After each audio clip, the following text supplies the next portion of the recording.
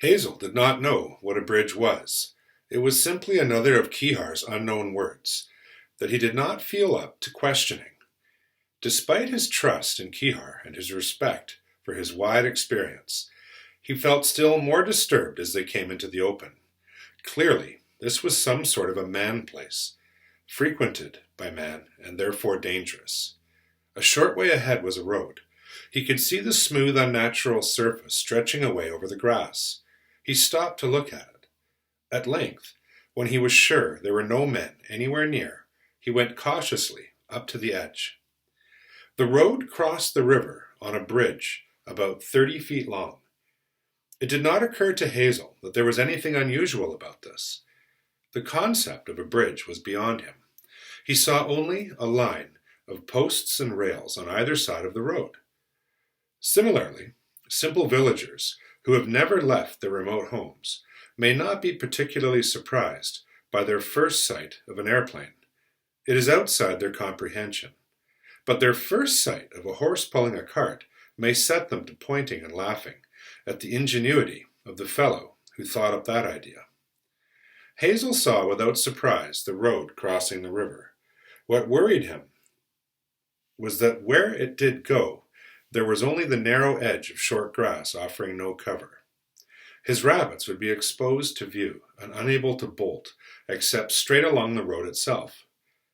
"Do you think we can risk this, Fiver?" he asked. "I don't see why you're so bothered," answered Fiver. "You went into the farmyard and the shed where those hutch rabbits were. This is much less dangerous than that. Come on, they're all watching while we sit here hesitating." Fiver hopped out onto the road. He looked around for a moment, and then made his way to the closer end of the bridge. Hazel followed him along the edge, keeping close beside the railing on the upstream side, and looking around he saw Pipkin close behind him. In the middle of the bridge, Fiver, who was perfectly calm and unhurried, stopped and sat up, and the other two joined him. "Let's put on a bit of an act," said Fiver. "Make them curious. They'll follow us just to see what it is we're looking at." There was no sill along the edge of the bridge. They could have simply walked off it into the water 3 feet below them. And from under the lowest railing, they looked out upstream, and now for the first time they could see the whole river plainly. If the bridge had not startled Hazel, the river certainly did. He remembered the Enborn River, its surface broken by gravel and plant growth.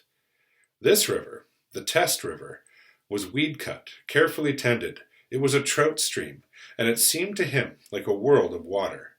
A good 10 yards wide it was, fast-flowing and smooth, spangling and dazzling in the evening sun. Tree reflections on the even current were unbroken, as they would be on a lake. There was not a reed nor a plant to be seen above the water's surface.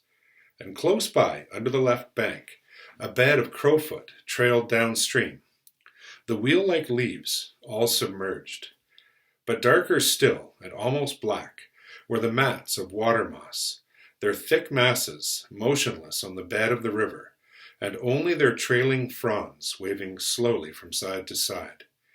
Waving, too, were the wider expanses of pale green cressweed, but these rippled with the current, lightly and quickly. The water was very clear, with a bed of clean yellow gravel, and even in the middle was hardly 4 feet deep. And as the rabbits stared down, they could see here and there a very fine scour, like smoke, chalk and powdered gravel, carried along by the river as dust is blown on the wind. And suddenly, from under the bridge, with a lazy movement of its flat tail, swam a gravel-colored fish as long as a rabbit. And the watchers immediately above could see dark, vivid spots along its sides. Warily, it hung in the current below them, undulating from side to side. It reminded Hazel of the cat in the yard, and as they stared, it swam upwards with a flicker and stopped just below the surface. A moment later, its blunt nose thrust clear of the stream, and they saw the open mouth, pure white on the inside. Rhythmically, and without any haste, it sucked down a floating fly and sank beneath the water. A ripple spread outwards in subsiding circles, breaking both the reflections and the water's transparency.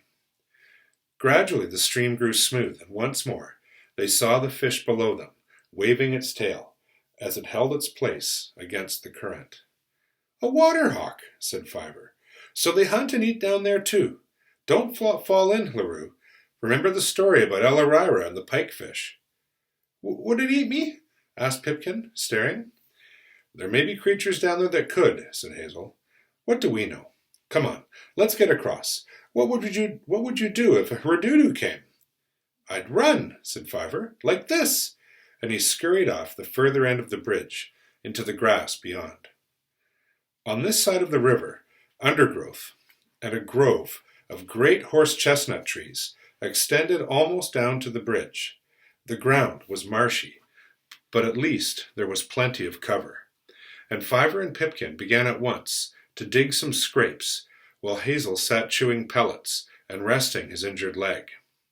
Soon they were joined by Silver and Dandelion, but the other rabbits, more hesitant even than Hazel, remained crouching in the long grass on the other bank of the river. At last, just before darkness, Fiver recrossed the bridge and coaxed them to follow him. Bigwig, to everyone's surprise, showed considerable reluctance and only crossed in the end after Kihar, returning from another flight over Ephrafa, had asked whether he would like him to go and fetch a fox.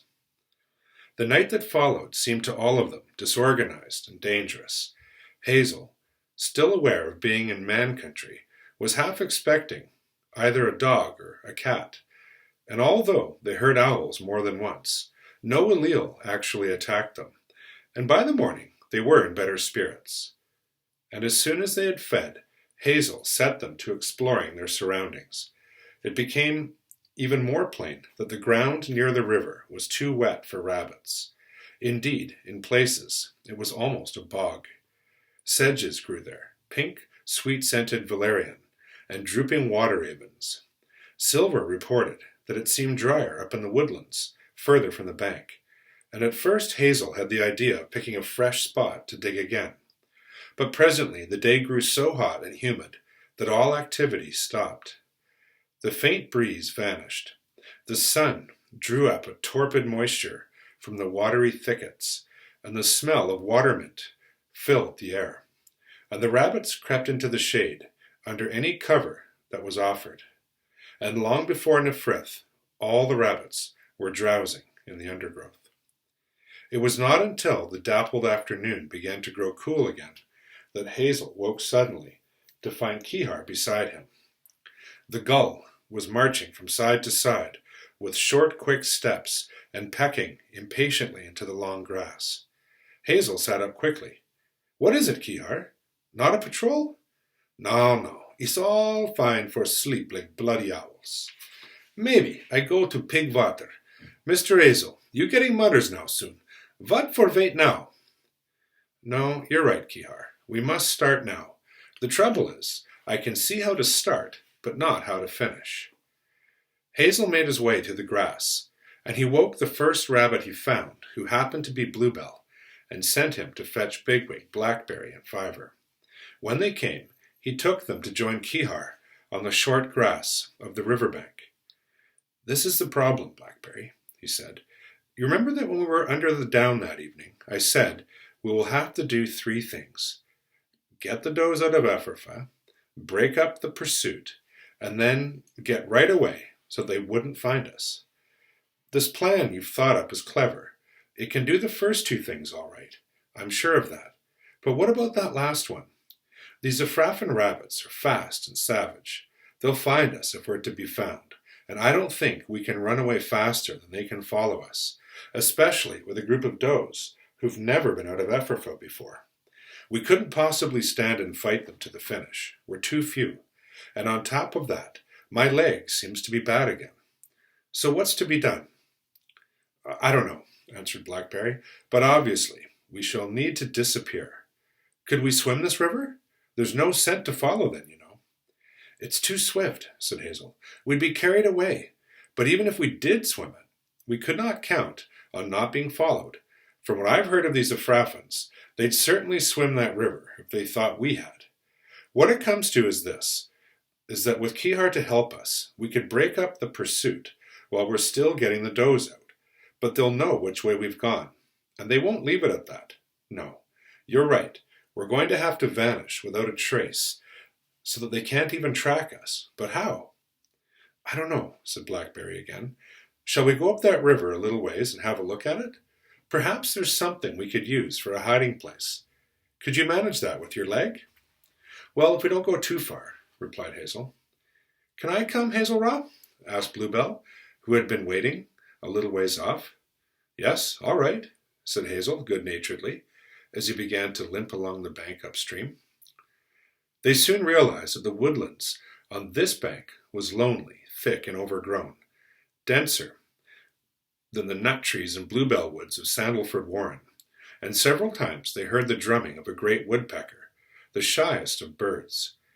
As Blackberry was suggesting that perhaps they might look for a hiding place somewhere in this jungle, they became aware of another sound, the falling water which they had heard on their approach the day before.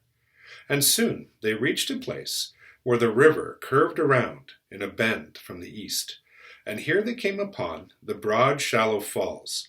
It was no more than a foot high, one of those artificial falls, common along streams, made to attract trout, and several trout were already rising to the evening hatch of flies. Just above the falls, a wooden footbridge crossed the river. Kihar flew up, circled the pool, and perched on the handrail on the footbridge. This is more sheltered and lonely than the bridge we crossed last night, said Blackberry. Perhaps we could make use of it. You didn't know about this bridge, Kihar, did you? No, not see him. But he's good bridge. No one come here. I'd like to go across, Hazel-Ra, said Blackberry.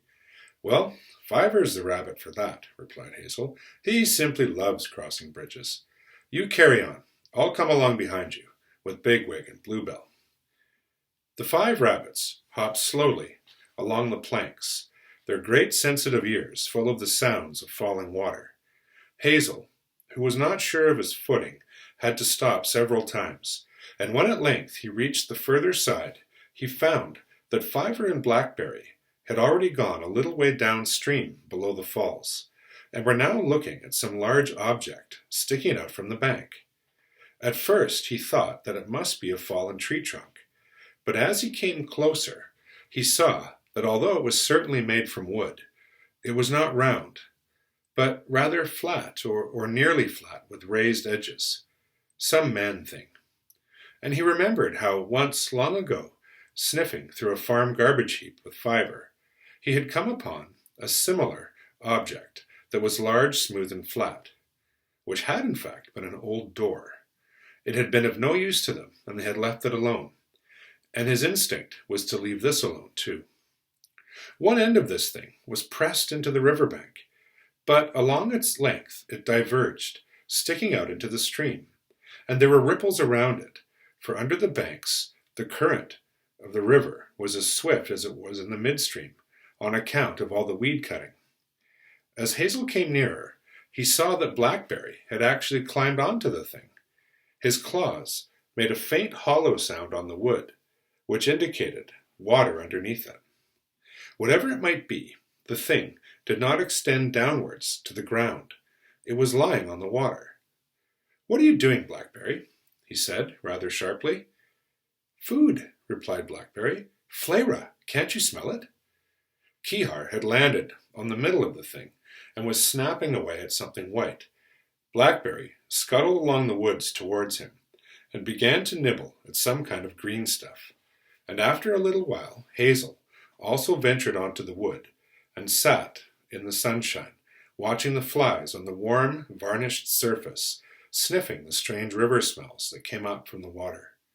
"What is this man thing, Kihar?" he asked. "Is it dangerous?" No, not dangerous. You not know? Is boat. At Pig Water is many boat. Men make them. Go on water is no bad." And Kihar went on pecking at the broken pieces of stale bread. Blackberry, who had finished the fragments of lettuce he found, was sitting up, and looking over the low side.